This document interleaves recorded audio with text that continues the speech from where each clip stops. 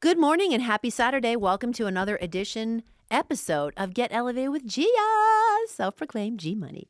I'm in the studio with one of my dear bestie friends who has one of the most amazing cannabis stories ever. I'm in the studio with Holly Simon from Chicago. Welcome, Holly Simon. Hey, best friend. How are you? I'm so excited to be here. Holly has a million stories. We're going to try to narrow this down. So this season, we're kind of rounding out season 3, cannabis and ...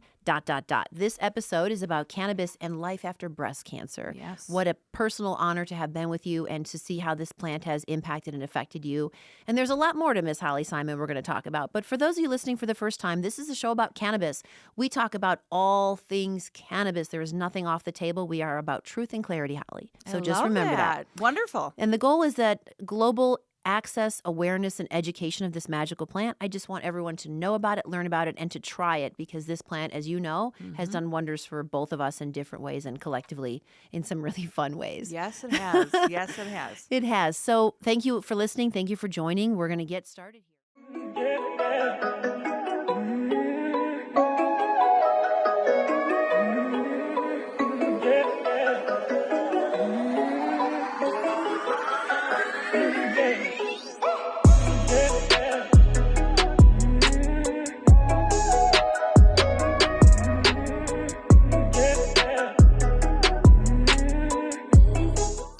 I want to talk about Holly Simon. Who is Holly Simon? If you could just give us a brief 411, brief. So, because we got a lot to get into. Okay. Just who are you and what are some things that you're up to? And then we'll go right. into the story about your breast cancer. All right. Well, again, I'm Holly Simon. I'm the proud mother of 5 incredible children. My youngest, Nathaniel, just happens to have Down syndrome. We're also a proud police family, as my husband has been a lieutenant in the Chicago Police Department for 34 years. I, unfortunately, at 50 years old, found out that I had breast cancer. So with that journey, I wrote a book. Oh, I that's also, right. yeah, I forgot about I that. also Yeah. went on the radio in Chicago to talk about my journey.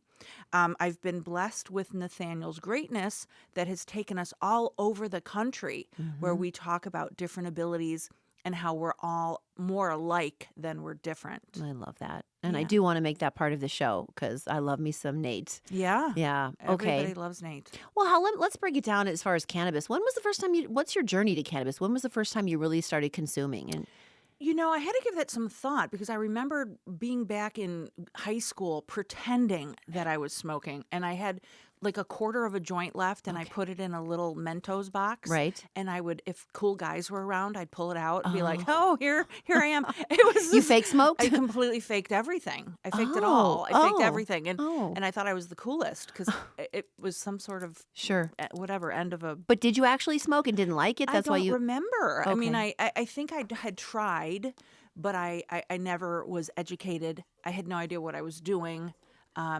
I honestly don't remember of any great experiences. no revelations. No, No Uber giggles. not at all. I Oh. think my fear overrid my me wanting Yeah. to even try. I was so afraid of what would happen to my brain.